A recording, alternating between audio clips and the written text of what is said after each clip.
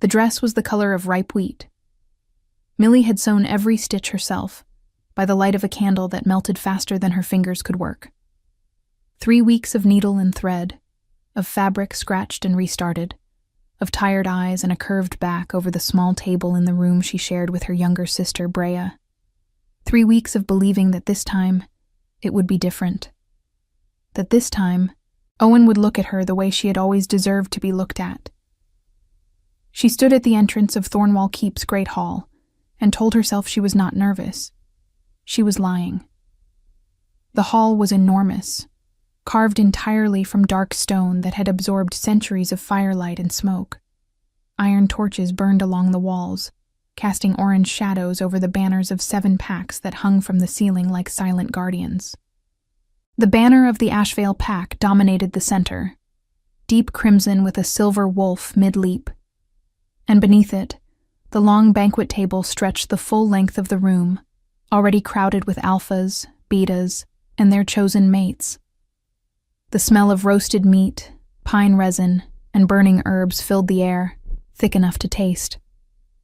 Somewhere near the far end of the hall, a trio of musicians played a low, steady melody on strings and bone flute. It was the night of claiming. Once every 3 years, the packs gathered at Thornwall for the Great Binding, a ritual as old as the stone walls themselves. On this night, unmated wolves could declare their intention before the assembled packs. It was not a forced union. It was a declaration, a public promise, a first step. But it carried weight. To be chosen on the night of claiming meant something. To be passed over meant something else entirely. Millie had attended twice before. Both times she had stood against the wall and watched others be chosen. This time was supposed to be different. Owen had promised. Not in writing, not in any formal way that could be held against him. But he had said the words 3 months ago, standing at the edge of the forest behind her mother's house, the smell of pine and cold earth between them. "I'll find you at the binding, Millie. I'll find you first." He had tucked a strand of her golden hair behind her ear when he said it, and she had believed him completely, the way only someone who has waited a long time for something can believe in it. She adjusted the collar of her dress and stepped into the hall. Brea appeared at her side almost instantly, slipping through the crowd with the effortless ease of someone half a head shorter than everyone else. She was 23, 2 years younger than Millie, with the same golden hair, but a sharper jaw and eyes that missed nothing. "You look beautiful," Brea said, and she meant it. There was no performance in her voice, no polite decoration. She reached out and straightened a small fold at Millie's shoulder. The dress came out perfectly. "Don't make me cry before anything has even happened," Millie said. Brea smiled, but her eyes were already scanning the room, looking for Owen. That was the thing about Brea. She was protective in the way of someone who had watched her sister be disappointed before and had catalogued every face responsible. "He's near the east pillar," Brea said quietly, talking to his brothers. Millie did not look immediately. She took a breath first, drawing in the layered scents of the hall, smoke, wine, leather, the musk of wolves in close quarters, and steadied herself. Then she looked. Owen was exactly where Brea had said. He was tall, broad-shouldered, with the easy confidence of a man who had never once doubted his own place in a room. His dark hair was combed back, his tunic pressed, a silver clasp at his collar that marked him as the second son of the Greymore Pack's beta line. Not an alpha, but close enough to matter. Close enough that his attention had always felt like a gift to the people around him. He was laughing at something one of his brothers had said. He had not looked toward the entrance once. Millie told herself that meant nothing. The evening moved the way these evenings always moved, slowly at first, with the formal greeting of pack leaders, the pouring of ceremonial wine, the reading of the old words by the eldest elder of Thornwall. Millie stood with Brea near the middle of the hall, close enough to the center to be seen, far enough from the high table to remain unassuming. She was not from a named pack. Her mother had been a lone wolf, absorbed into the Ashvale territory by mercy rather than bloodline. Millie had no banner above her head, no brothers with status, no father whose name opened doors. What she had was the dress the color of ripe wheat, and Owen's 3-month-old promise. She watched him across the room for 2 hours. He looked at her twice. Both times he smiled, that easy, familiar smile she had memorized. And both times, he looked away again before she could take a single step toward him.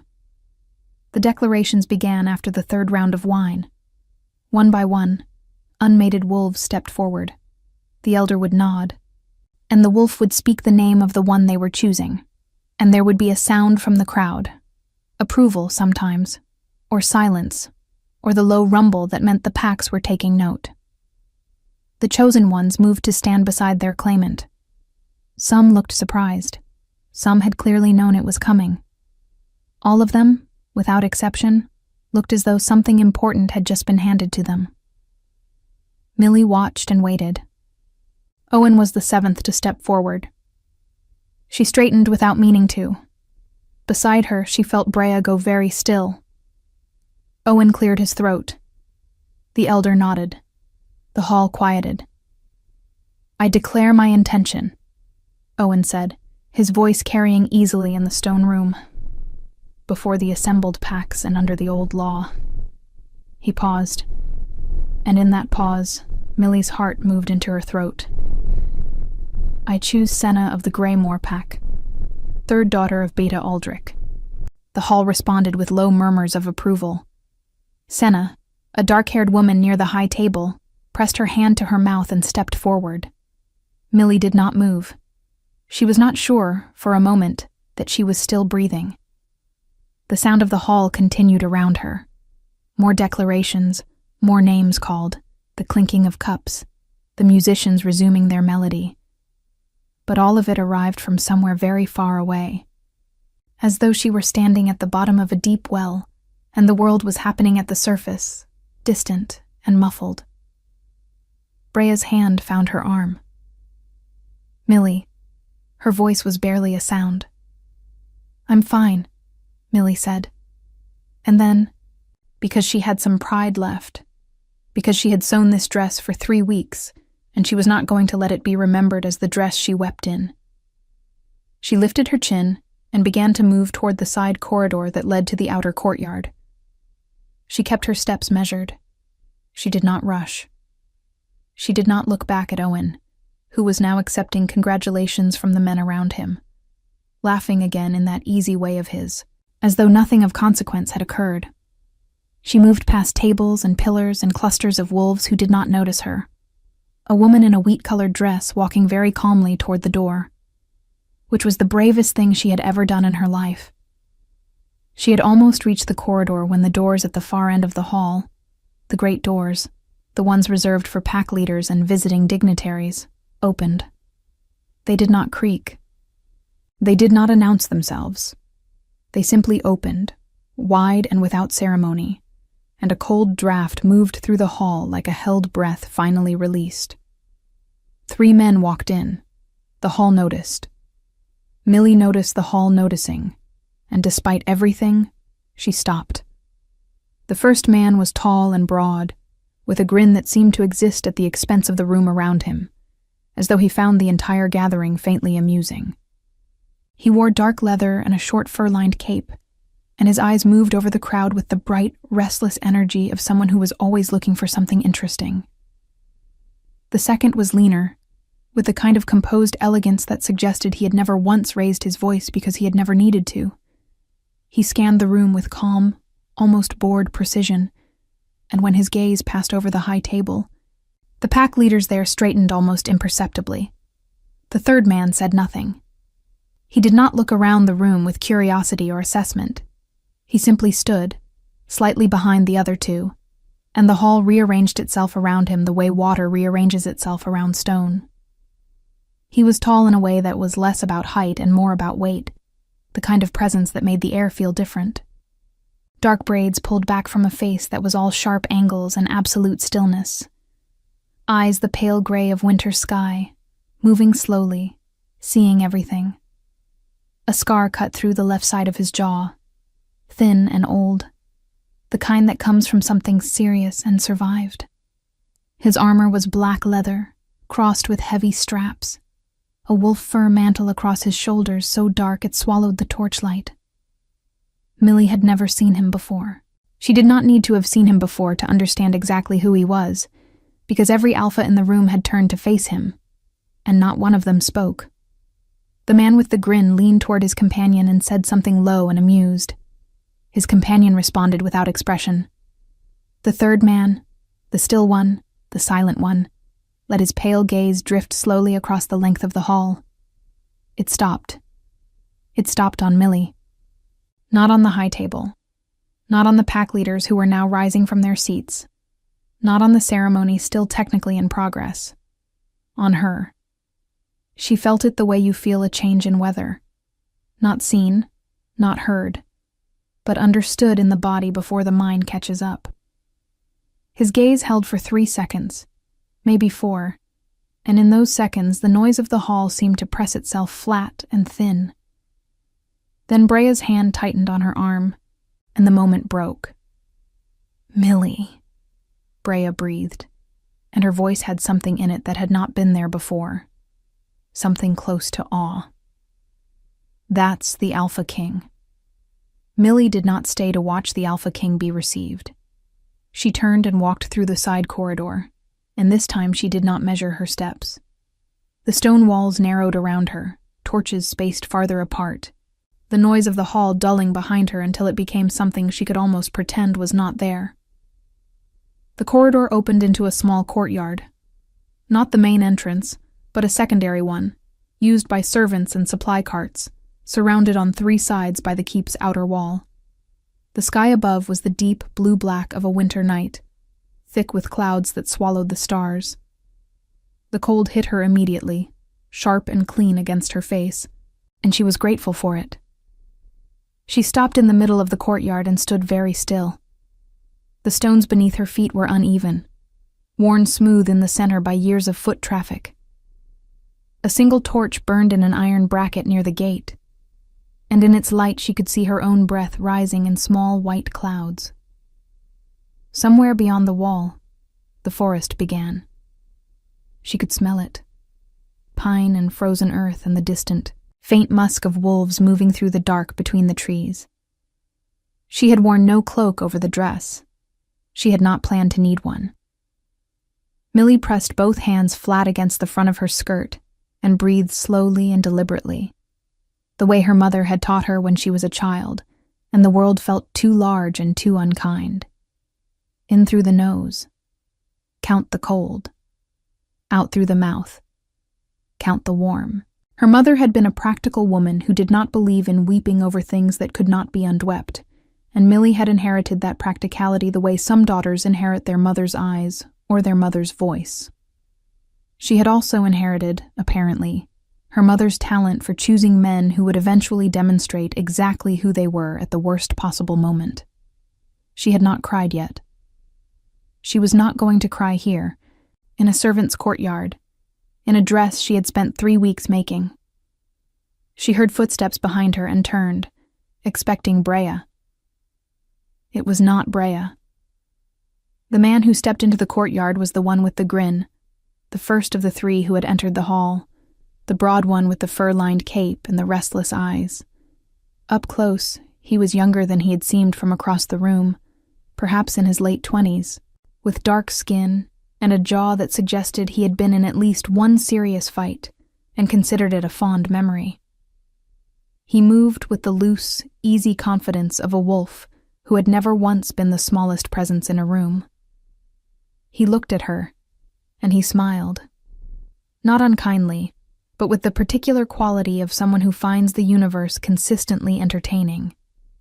"Servant's courtyard," he said, glancing around. "Interesting choice." "I needed air," Millie said. "You needed to not be in that hall anymore," he corrected pleasantly. "Those are different things." He came to stand a few feet away, not crowding her, and leaned against the wall with the casual ease of someone who had no intention of going anywhere soon. "I'm Cade, before you ask.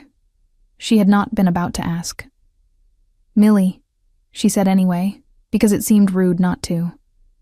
"I know," Cade said. She looked at him more carefully. "You don't know me." "No," he agreed, "but Leander does." He said it the way someone drops a stone into still water, lightly, watching for the ripple. When she said nothing, he tilted his head. "You're not going to ask who Leander is?" "I know who Leander is," Millie said. "Your king walked into a hall full of pack leaders and looked at a nobody in a wheat-colored dress for 4 seconds. That doesn't mean he knows me.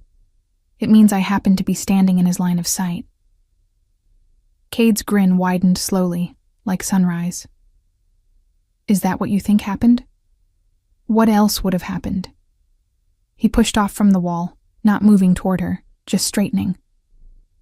"Ask him," he said simply, and then he turned and walked back toward the corridor, still grinning, and disappeared into the shadows. Millie stared at the empty doorway for a long moment. Then the second man appeared. He arrived without the grin and without the easy energy. He stepped into the courtyard with measured calm, his lean frame carrying the particular stillness of someone who did not move unless he had decided to, and stopped just inside the doorway. He was older than Cade, not by many years, but in the way that mattered. His eyes had the quality of someone who had seen the inside of many difficult rooms and had left all of them intact. "Reich," he said, by way of introduction. He had a precise, unhurried voice. "I advise the king." "I'm not here to speak to the king," Millie said. "No," Reich said. "You're here because you were humiliated inside and you have too much dignity to let anyone watch you recover from it." He said it without cruelty, the way a physician names a wound, not to cause pain, but because naming it is the first step toward addressing it. "The man who chose someone else. Was he your mate?" "No," Millie said.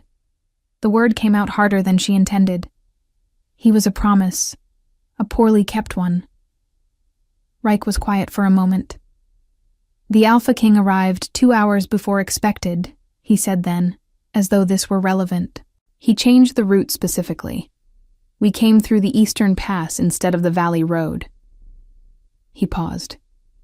"He said he wanted to arrive before the declarations were finished." Millie frowned. "Why are you telling me this?" "Because you seem like someone who prefers information to mystery," Reich said. Then he too turned and walked back into the corridor, unhurried, leaving her alone again with the torchlight and the cold and the smell of pine from the forest beyond the wall. She stood very still. He wanted to arrive before the declarations were finished. She was still turning that over in her mind when she heard the third set of footsteps. These were different, slower, heavier, not in weight, but in presence, as though each step carried a deliberate intention, a choice made consciously and completely. She turned before he reached the doorway, some instinct in her responding, before her eyes confirmed what she already knew. Leander stepped into the courtyard. He was even larger in the confined space, the fur mantle making his shoulders enormous, the torchlight carving his features into something between a portrait and a warning. The scar along his jaw was more visible here, silver white against tanned skin. His pale eyes found her immediately and did not move from her face. He said nothing for a long moment. Millie held her ground. She was cold, and she had been humiliated, and she was not going to pretend either of those things required apology, not even in front of a king. "You left," he said. His voice was low and even, unhurried, the kind of voice that never needed to rise because it was never in danger of being ignored. "I needed air," she said, for the second time tonight. Something shifted in his expression. Not quite a smile, not quite amusement. Something quieter than both. "The man who chose someone else," he said. "Was he worth what you made for him?" She looked at him sharply. "I didn't make anything for him." "The dress," Leander said. Someone made it by hand. The stitching is uneven at the left shoulder, not from carelessness, from changing position in low light. His gaze moved briefly, almost imperceptibly to her shoulder, and then back to her eyes. Someone made that dress believing tonight would go differently. The accuracy of it landed somewhere uncomfortable in her chest. You noticed the stitching from across a crowded hall, she said, and she could not keep the edge entirely from her voice. I noticed you from across a crowded hall, he said. The stitching came later. The courtyard was very quiet. The distant sound of the hall drifted over the wall. Music, voices, the clink of cups, a world that had just finished demonstrating how little it valued her, carrying on regardless. Why? Millie asked. It was not a coy question. It was a real one. She was 25 years old. She had no pack name, no notable bloodline, no status that any wolf in that hall would recognize. She was wearing a handmade dress and standing in a servant's courtyard. Why did you look at me like that? Leander was quiet for long enough that she thought he might not answer. Your scent, he said finally. His voice had changed, still low, still even, but with something underneath it now, something controlled and deliberate, in the way of someone keeping a very large thing very carefully in hand. It stopped me at the door, before I saw your face, before I saw anything. Millie stared at him. Wolves spoke of scent the way others spoke of sound or color. It was a language, a signal, a truth the body told before the mind decided whether it wanted to. She had never thought of her own scent as anything remarkable. She smelled like wool and candle wax and the dried lavender her mother used to hang in their cottage. She smelled like someone ordinary. I don't understand, she said. No, Leander said, and there was something in the word that sounded, unexpectedly, like patience, like someone prepared to wait for understanding to arrive on its own terms. You wouldn't. Not yet. He reached into the fold of his mantle and withdrew something small. He held it out to her, not pressing it into her hand, not insisting, simply offering. It was a clasp, bronze, shaped like a running wolf, old enough that the detail had softened with handling. For your cloak, he said, when you have one. She looked at the clasp. She looked at him. She did not take it yet. You walked in there with two men who announced you before you even spoke, she said carefully. Every pack leader in that hall stood up, and you came out here to a servant's courtyard to give a clasp to a woman whose name nobody in that room knows. She paused. Why? Leander looked at her with those pale winter-gray eyes, and for just a moment, the absolute stillness of his face broke open at the edges, not into warmth exactly, but into something that recognized her question as exactly the right one. Because, he said, the names that room knows are not the names that matter. The torch crackled. The cold pressed in from all sides. From beyond the wall, the forest breathed its dark, pine-soaked breath into the night. Millie looked at the bronze clasp resting in his open palm. She reached out and took it. She did not see Leander again that night. He returned to the hall, and she returned to find Brea, and the rest of the evening passed the way. Difficult evenings pass when you have decided to survive them with your chin up. Slowly, and with great attention paid to the small things, the texture of the stone wall beneath her fingers, the taste of the ceremonial wine, the particular way Brea kept her shoulder pressed against hers as they stood together and watched the remainder of the declarations without comment. Owen found her near the end of the night. She had not sought him out. She had made a specific and conscious decision not to seek him out, and she had kept that decision cleanly, which was something. He appeared at her side with the particular energy of a man who has done something he considers reasonable and expects to be absolved of it through the simple act of showing up afterward. Millie, he said. She looked at him. He was handsome, she thought, in the way of things that are well made but ordinary. A good knife, A solid door. Nothing wrong with it.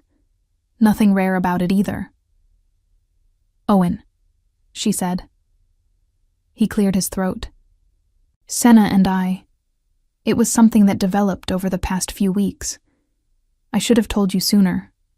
I know that." "You should have," she agreed. He seemed to expect more from her. Protest, perhaps, or tears, or the kind of scene that would have allowed him to position himself as the calm and reasonable one. She gave him none of it. She simply looked at him with the same steady attention she might give a weather pattern she had already decided to walk around. "I hope you find what you're looking for," she said. And she meant it, because spite required more energy than she currently had available for him, and because she was still holding the bronze clasp inside her closed hand, its edges warm now from her skin. She felt him standing there for a moment longer, uncertain, recalibrating. Then he left. Brea watched him go. "Coward," she said quietly. "Yes," Millie said, "but a harmless one." She slept that night in the small room Thornwall provided for unmated wolves of no particular status. A narrow bed, a wool blanket, a window that looked out over the inner yard. She lay on her back and opened her hand, and looked at the bronze clasp in the dark, the running wolf shape barely visible, and thought about a man with winter-gray eyes who had said her scent had stopped him at the door. She did not know what to do with that. She fell asleep, still not knowing, which was perhaps the most honest response available. In the morning, Thornwall was different, not in its stones or its banners or the smell of wood smoke rising from its kitchens. But in the particular way, a place feels different when something has shifted inside it, when the hierarchies that govern a space have been quietly rearranged overnight by a presence powerful enough to rearrange them simply by existing. The Alpha King was still here. Millie learned this from Brea, who had learned it from one of the kitchen women, who had learned it from the head steward, who had apparently been in a state of considerable agitation since before dawn, because the King's party had requested to extend their stay by 2 days, and the keep was not prepared for a visit of that significance. And there was the matter of appropriate provisions and the state of the East Wing chambers, and— "2 days," Millie said. 2 days, Brea confirmed. She was watching Millie with the careful attention she reserved for situations she considered potentially important. "He never extends visits. Reich, that's the tall one, the advisor, Reich apparently told the steward it was a change of plans, unexpected." Millie said nothing. She turned the bronze clasp over in her fingers beneath the table. Brea's eyes dropped to it immediately. "Where did you get that?" "The courtyard last night." "The courtyard." Brea's voice was very even, which meant she was working hard to keep it that way. "The courtyard where you went alone after Owen?" "Yes." "And who gave you—" "Brea." Her sister stopped, looked at her. Then, very carefully, as though handling something fragile, she said, "Millie, that clasp is the mark of the Iron Veil pack. That's his pack. That's the Alpha King's personal mark." Millie looked down at the running wolf in her palm. She had not known that. She knew it now. She encountered Cade before noon, which she suspected was not accidental. He fell into step beside her in the main corridor, with the comfortable ease of someone joining a walk they had already been on, and matched her pace without invitation. "Sleep well?" he asked. "Well enough," she said. "Leander didn't," Cade said pleasantly. "He was in the map room until the 4th hour, which he does sometimes when something is occupying his mind." He paused with the theatrical timing of someone who has refined casual conversation into a precise instrument. Rarely something occupying it in a good way. This appeared to be the exception. Millie kept walking. "I'm not sure what you want me to do with that." "Nothing immediately," Cade said. "I'm just providing information. Reich provides information efficiently. I prefer to provide it entertainingly." He glanced at her sideways. "You're not from a named pack." "No." "Your mother was a lone wolf absorbed into Ashvale territory." "Yes." "Your father?" She was quiet for a moment. "Unknown. My mother didn't speak of him. Cade nodded slowly, and something in his expression shifted. Not the grin this time, but something underneath it, more serious and more considered. Interesting, he said, quietly enough that it seemed less directed at her and more at a thought he was having privately. Why is that interesting? Millie asked. Because of your scent, Cade said. And then, before she could press him further, he stopped walking and nodded down the corridor. He's in the eastern courtyard, the big one, with the training ground. If you wanted to know why your scent matters, that's where the answer is. He paused. Or you could go home and spend the rest of your life wondering. Both are valid choices. He turned and walked away, hands clasped behind his back, unhurried. Millie stood in the corridor. She thought about going home. She had a small life there.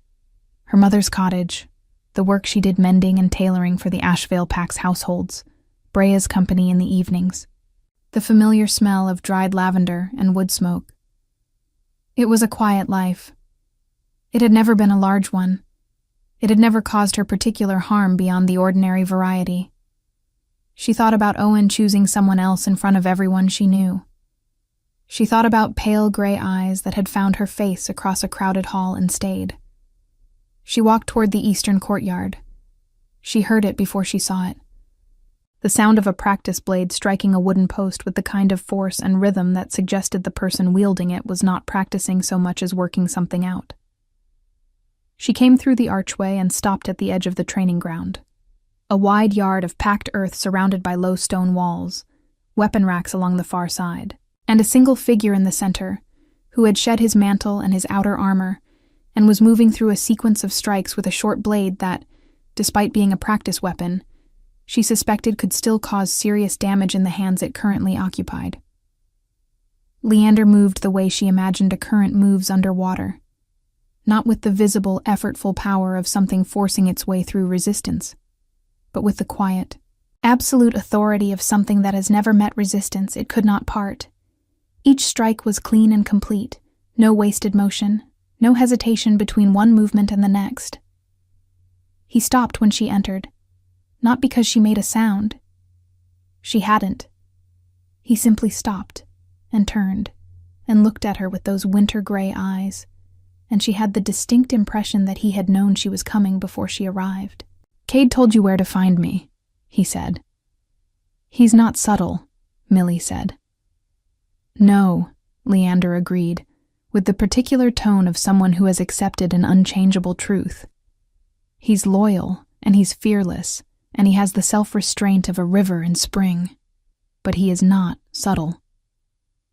He set the practice blade on the rack beside him, and reached for a cloth to wipe his hands, and Millie took the moment to look at him without the pressure of his gaze on her. The scar on his jaw was part of a longer story, she realized. There were others, old and faded, on his forearms and along his collarbone, the particular map of a life lived at the front of difficult things.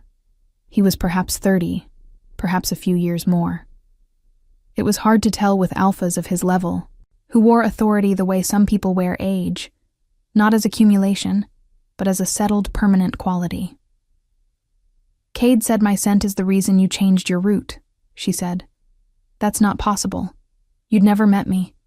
You'd never been near enough to catch my scent before last night. Leander looked at her. 6 months ago, he said. The Asheville territory border. There was a dispute between two of my eastern packs. I came personally to settle it. He paused. You were at the border market. You walked past the edge of the tree line where I was standing with my men. His voice was level, precise, a man recounting a fact rather than a sentiment. You didn't see me. You were carrying cloth, blue, folded over your arm. You stopped to speak to an old woman selling herbs. Another pause. And I have not been able to entirely set aside your scent since that morning. Millie stared at him. 6 months, she said. 6 months, he confirmed. You remembered a woman you saw for 30 seconds at a border market for 6 months. Yes.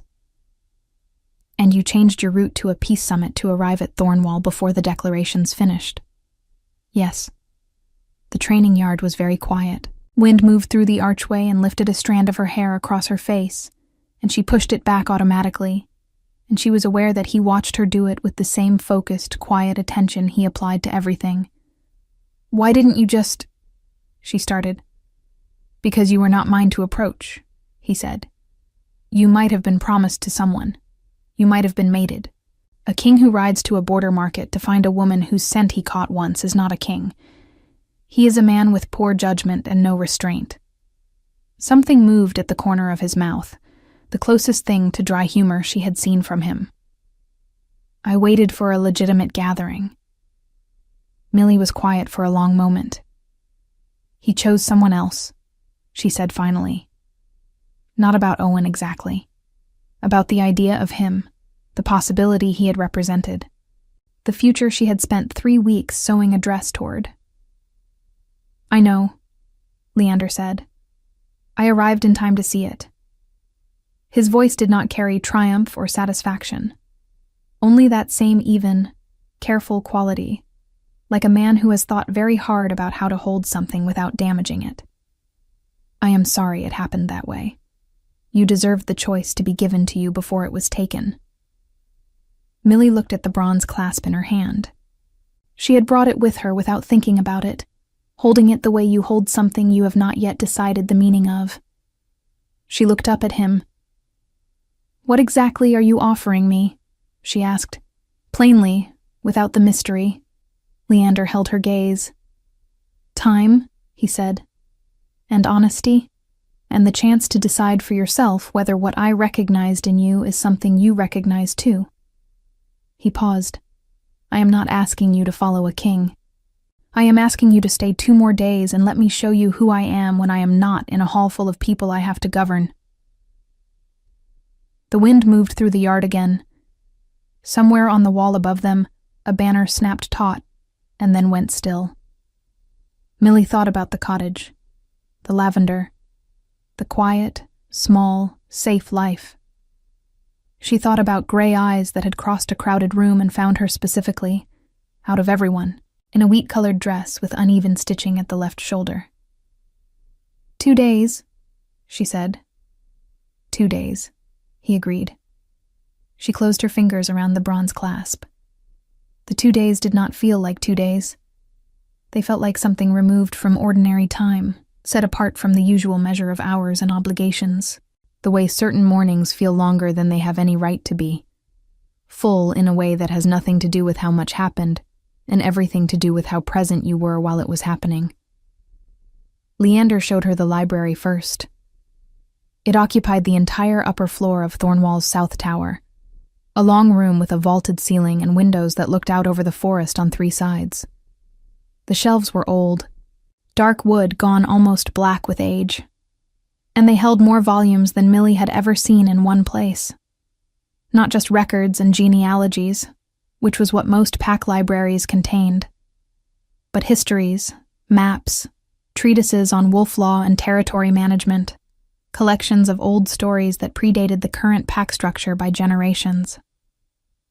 The smell of the room was extraordinary, aged paper and leather binding, and the particular dry warmth of a space that had been carefully maintained for a very long time. Leander moved through it the way he moved through everything, with complete ease, without performance. He pulled volumes and set them on the reading table without ceremony, not to impress her, but because he was showing her something genuine about himself, and she understood that instinctively. "You read all of these?" she asked. "Most of them," he said. "Some of them I read and disagreed with strongly enough that I had to keep them where I could see them." She looked at him. "Why?" "Because the things you disagree with are more useful than the things that confirm what you already think," he said. "Comfort is not the same as knowledge." She picked up a volume at random, old, the cover worn to bare board at the corners, and opened it to the middle. The text was in an older form of the common script, dense and precise, and it took her a moment to orient to it. Then she realized what she was reading. "This is about Omega bloodlines," she said. Yes, Leander said, and his voice had shifted almost imperceptibly, still even, still careful, but with the quality of something being approached deliberately. She looked up at him. Cade said my father was unknown, she said slowly, and that it was interesting. Yes. And my scent stopped you at a distance that shouldn't have been possible for a standard wolf, she continued. And you've been... She stopped, looked back at the page, read a passage that described, in the precise language of an old scholar, the particular properties of an omega wolf's scent. Its reach, its depth, its effect on alphas of high bloodline, its rarity. A bloodline that had not been confirmed in 3 generations. A bloodline that was believed by most current scholars to have died out entirely. She set the book down on the table with great care. You think I'm an omega, she said. Leander did not answer immediately. That, in itself, was an answer. I don't think, he said finally. I know. I have known since the border market. I simply did not know if you knew. The library was very quiet.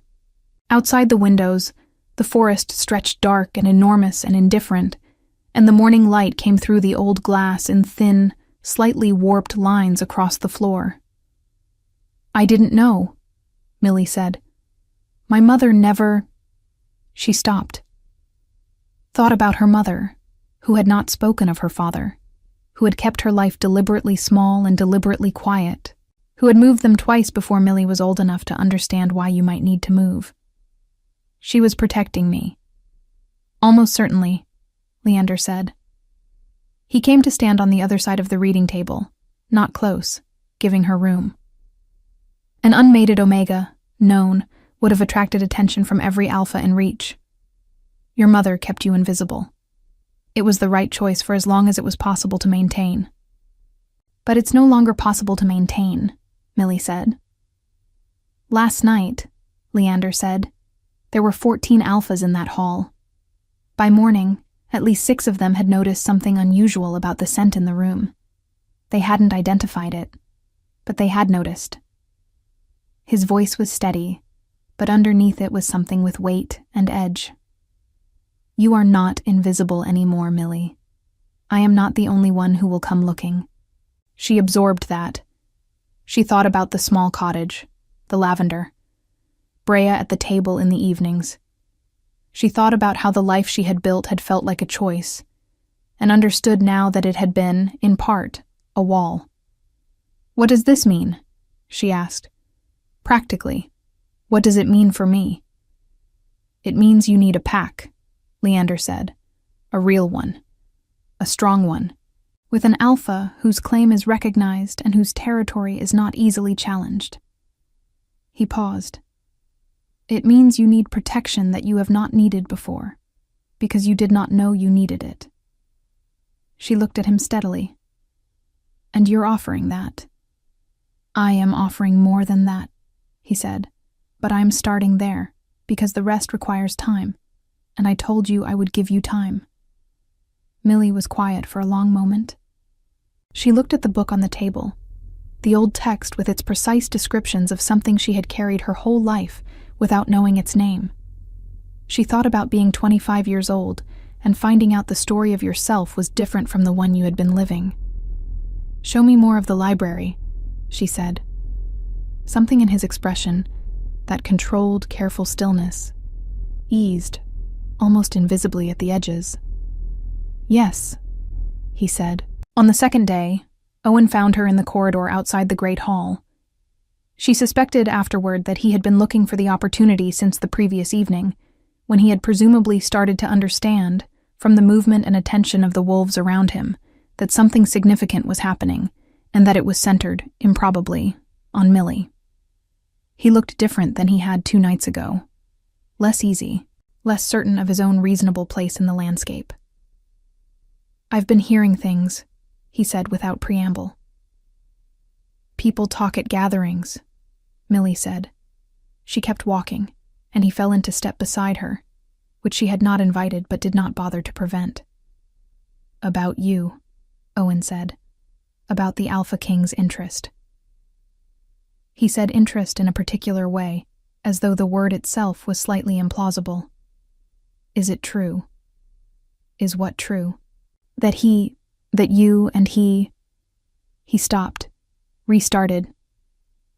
Millie, we have a history. We have a promise you made and then didn't keep, she said pleasantly. That's not quite the same thing. I made a mistake, he said. The words came with the particular quality of words that have been prepared in advance. Not dishonest exactly, but shaped. Senna and I let myself be pushed by my father. You know how he is. He wanted the alliance with Beta Aldrich's line, and I... Owen, Millie said. She stopped walking and turned to face him, and her voice was kind in the way of someone who no longer has any stake in the outcome of a conversation. I believe you. I think you probably did feel pushed. I think your father probably did put pressure on you. I think those things are all true. She paused. And I also think that if you had valued what you promised me more than you valued your father's approval, you would have found a way to keep it. Those two things can both be true at the same time. Owen looked at her. Something moved across his face. Not quite guilt, not quite regret, but the specific expression of a man who has just understood that he has lost something he did not properly value until it was no longer available to him. The Alpha King, he started. Is none of your concern, Millie said, still pleasantly. I hope things go well with Senna. I mean that. And she turned and continued down the corridor, and he did not follow. She found Brea around the corner, who had clearly heard every word and was visibly restraining herself from commentary through sheer force of will. You can say it, Millie said. I wasn't going to say anything, Brea said. You were. I was going to say, Brea said with great dignity, that watching you do that was one of the finest things I have witnessed in my adult life. She paused. And also that Wright came to find me this morning. Millie slowed. Reich. He was very formal and very precise, Brea said, and he told me, in the manner of someone delivering a military briefing, that the Alpha King intends to formally request your consideration for a mating bond. Not a claiming, a request, with your full right to decline. She stopped walking entirely. Millie, do you understand what that means? Kings don't request. He's not like that, Millie said quietly. Brea stared at her. You've known him 2 days. I know, Millie said. But there are people you can read in 2 days, and people you can't read in 20 years. And he is... She stopped, tried to find the words for what she meant. He came to a servant's courtyard in the dark to give me a cloak clasp and told me my scent had been occupying his mind for 6 months. And then he waited.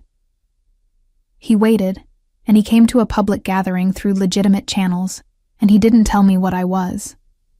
He showed me the book and let me figure it out. She looked at her sister. He gives me the information and he lets me decide. Every time. Brea was quiet for a long moment. What are you going to do? She asked. Millie looked down at the bronze clasp in her hand.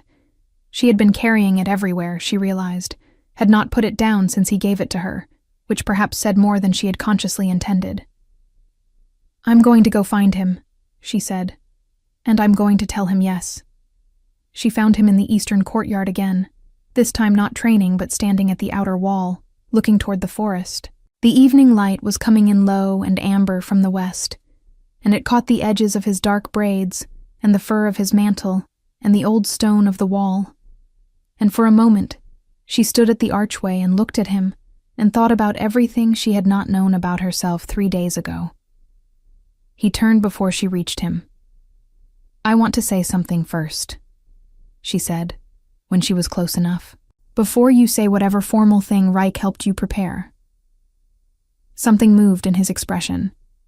He did not help me prepare anything. Before you say whatever you prepared yourself then. The corner of his mouth shifted. "All right." She looked at him steadily. "I spent 3 weeks making a dress for a night that was supposed to change my life," she said. "And it did change my life, just not in the direction I was expecting. And I've spent 2 days in a library learning that I am not who I thought I was, and talking to a man who found me in a servant's courtyard in the dark and didn't once make me feel like something that needed to be managed or corrected or fixed." She paused. "I've been invisible my whole life. I thought that was a flaw. You seem to think it was a form of protection that has now run its course." "Yes," Leander said.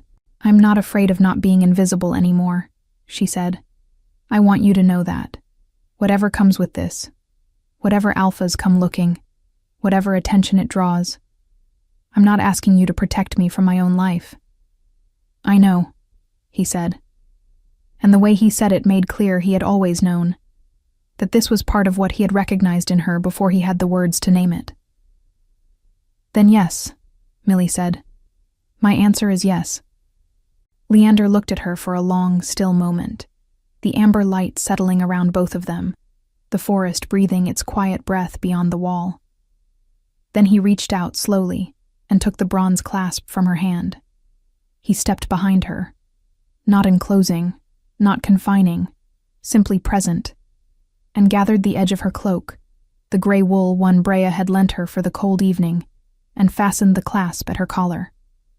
His hands were careful and deliberate, the way all his movements were. "Then you are mine to protect," he said quietly near her ear. "And I am yours to trust, and we begin there." She reached up and touched the clasp at her throat.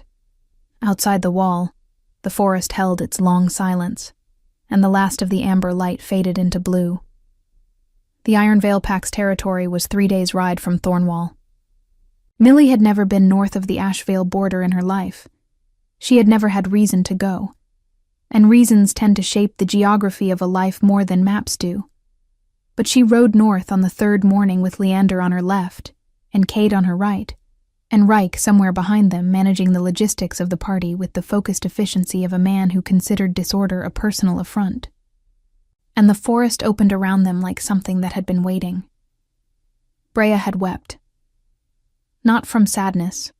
Millie knew her sister's tears well enough to read the difference, but from the particular relief of someone who has watched someone they love be underestimated for a long time, and has finally seen the world correct its error. They had held each other for a long time in the cold of the Thornwall yard, and Millie had promised she would send for her, and Brea had told her not to be ridiculous. She could find her own way north when she was ready. She was not going to be summoned like a package. Millie had laughed, which was the first time she had laughed properly in days, and it had felt like something loosening in her chest. The journey north was not silent. Kate ensured that. He rode with the inexhaustible conversational energy of someone who found silence personally suspicious and treated it as a problem to be solved, narrating the landscape, offering unsolicited histories of every packed territory they passed through, conducting what he framed as casual conversation, but which Millie quickly identified as a thorough and cheerful assessment of her character and knowledge and opinions. She answered him honestly, which seemed to please him. At one point, he said something to Leander in a low voice that she was not meant to hear, and Leander said nothing in return, but the quality of his silence had a particular satisfaction in it. Reich rode beside her on the 2nd afternoon and told her, in his precise and unhurried way, what to expect at Iron Veil, the structure of the pack, the names of the senior wolves she would meet first, the particular customs and protocols that differed from what she might have encountered in the south. He spoke to her the way he had spoken to her in the Thornwall courtyard, as someone who preferred information to mystery, who could be trusted to use it well. She listened carefully and asked good questions, and at the end of it he said, in the tone of a man issuing a factual assessment rather than a compliment, "You'll manage it well." Coming from Reich, she understood. This was considerable. Leander rode mostly in silence, but it was not a distant silence. He was present in the way of someone who has made a decision and is comfortable inside it, unhurried, not performing patience, but genuinely feeling it. Occasionally, he would point out something in the landscape. A ridge where two pack territories had once disputed a border, and how it had been resolved. A river crossing that marked the oldest recorded boundary in the Northern Territories. The way the tree line changed as they moved into higher elevation. Pine giving way to older hardwoods, darker and denser, their bark almost black with moisture. He narrated these things in the same even voice he used for everything, and she listened and asked questions, and gradually the conversation between them found a rhythm that felt natural, easy, like something that had been there for a while and was only now being used. On the third morning, she woke in the camp they had made beside a cold stream and found him already up, standing at the edge of the trees with a cup of something warm, watching the mist rise off the water. She came to stand beside him, and he offered her the cup without comment, which she accepted. And they stood together in the gray early light without speaking, and it was, she thought, one of the most comfortable silences she had experienced in her life. Ironvale Keep was nothing like Thornwall. Thornwall was old and formal and self-conscious about its history. Ironvale was simply old, deeply, enormously old, built from dark stone that had been added to and repaired and expanded across so many generations that the architecture had stopped trying to be consistent and had simply become itself, a layered, complex thing. Towers of different heights at different angles, walls within walls, a great hall whose ceiling was so high that the upper reaches disappeared into shadow regardless of how many torches were lit. The banners were midnight blue with a silver wolf, and they hung everywhere, inside and out, moving slowly in the wind that came down from the mountains that rose behind the keep like a permanent presence. The pack came out to meet them, not formally, not in the arranged lines of an official ceremony, but in the organic way of people who have been waiting and cannot quite contain the waiting anymore. They gathered in the yard and along the walls, wolves of all ages, and the sound that went through them when Leander rode through the gate was not a cheer exactly, but something deeper and more involuntary, a collective release of something held. Millie felt every set of eyes find her almost simultaneously. She kept her spine straight and her chin level, and thought about the servants' courtyard and the wheat-colored dress and everything that had happened between that moment and this one, and she decided that she had survived harder things than being looked at. A woman came forward from the crowd, tall, gray-haired, with the upright bearing of someone who had been significant in this place for a very long time. Her eyes were dark and sharp, and they moved over Millie with the directness of someone who does not consider assessment rude. "Nara," Leander said, "my mother's oldest counsel. She has run this household since before I was born. And I will be running it long after various people have complicated it unnecessarily," Nara said, with the precise tone of someone who is making a statement about the present, while framing it as a general observation. Her sharp eyes settled on Millie. "You're the Omega." "I'm Millie," Millie said. Something shifted in Nara's expression. Not softening exactly. It was not a face that softened easily, but a recalibration, a slight adjustment of the initial assessment. "Good answer," she said, and she stepped aside to let them pass. The formal recognition happened 3 days later. Not a mating ceremony. That would come in its own time, with its own rituals, when both of them had decided they were ready for it. What happened was older, and in some ways more significant.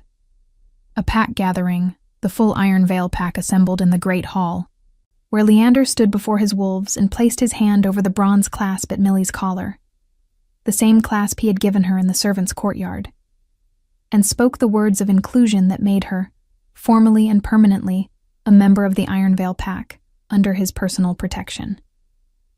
The pack responded with the sound she was learning to recognize. That deep, involuntary rumble of collective acknowledgement, wolves speaking with their chests rather than their voices.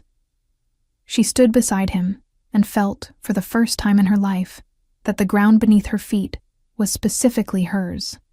Not borrowed, not provisional, not dependent on someone else's continued willingness to allow it. Hers.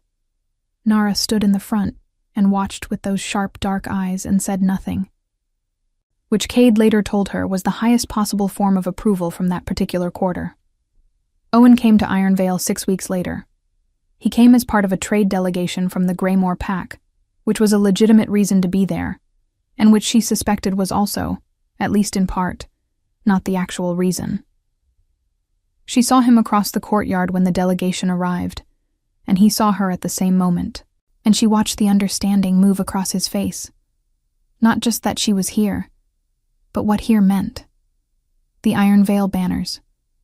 The wolves who moved around her with the easy familiarity of a pack that had accepted her. The bronze clasp at her collar. He crossed the courtyard to her. "Millie," he said. His voice had the quality of someone who has rehearsed an opening, and then found that the reality of the situation has made it insufficient. "Owen," she said. "How is Senna?" He blinked. She's well.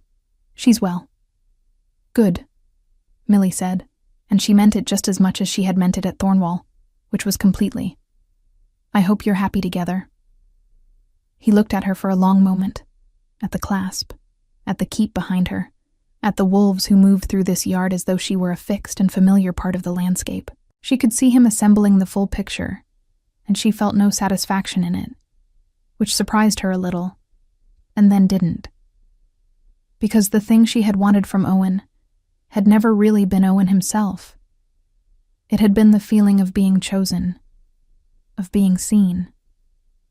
And she had that now, given freely and with open eyes, and it had made the old want irrelevant. "I didn't know," Owen said finally.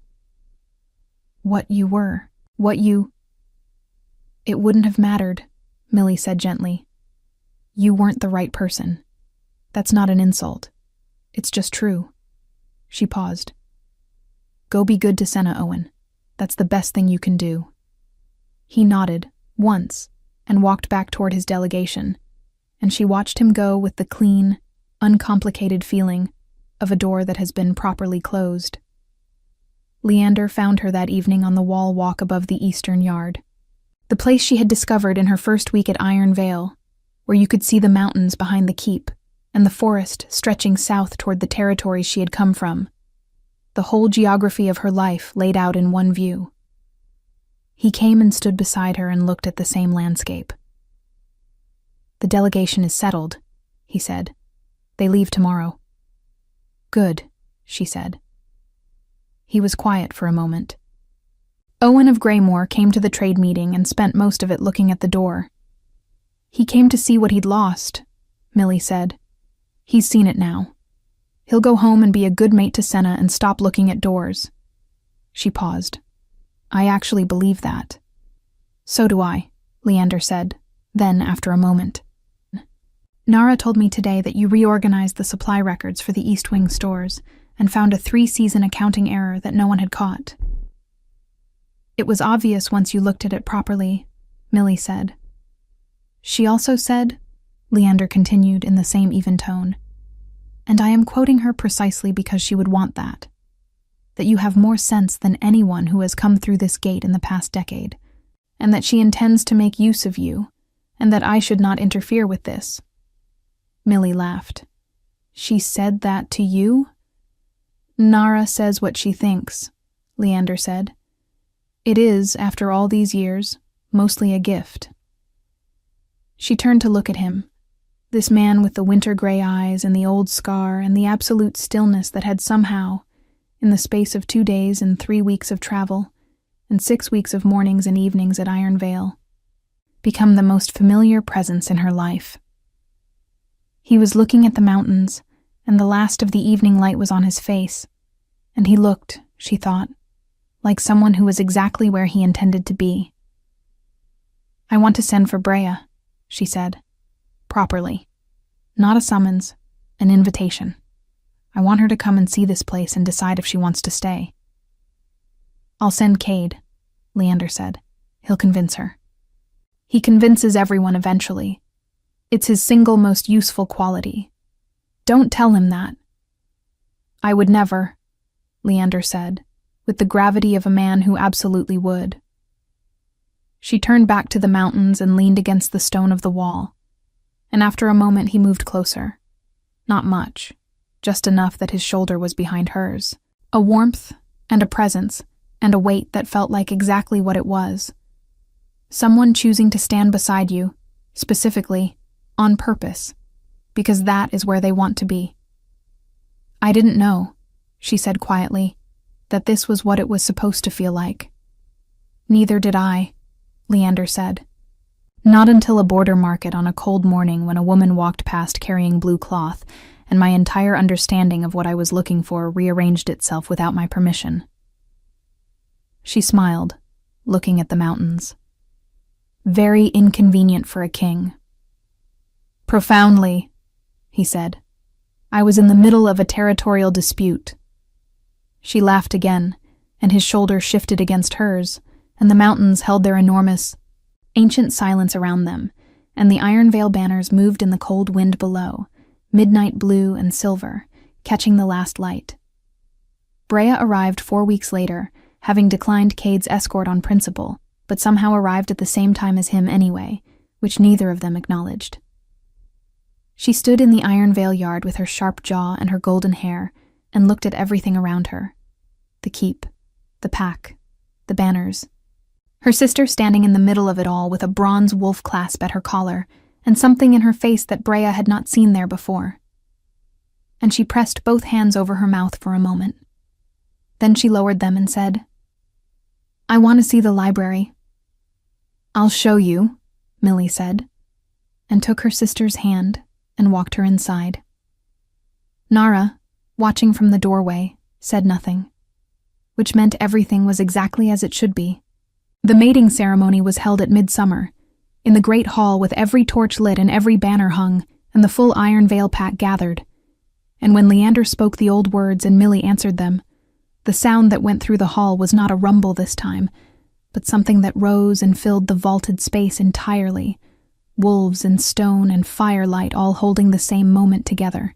Millie stood in a dress the color of winter sky, made this time with help, with good light, with enough time, and felt the weight of the bronze clasp beneath the new fabric, and thought about a servant's courtyard, and a cold torch, and a man who had crossed a hall, and said her scent had stopped him at the door. She thought about her mother, who had kept her hidden and safe for as long as hiding was possible, and who would have understood. Millie believed that the hiding was over now, and that what had replaced it was better. She thought about the girl who had sewn wheat-colored fabric by candlelight for 3 weeks, and believed that being chosen by the right person would feel like relief. She had been right about that part, she thought. She had just been wrong about who the right person was. Leander looked at her the way he had looked at her across the Thornwall Hall, with that still, complete, winter-gray attention that had always felt less like being watched and more like being recognized. She looked back at him the same way. Outside, the midsummer wind moved through the Iron Veil forest, and the mountains stood in their permanent silence behind the keep, and the silver wolf banners caught the light. And the story that had begun in a servant's courtyard with a bronze clasp and 4 seconds of eye contact across a crowded room arrived, finally and completely, at the place it had always been heading. Home.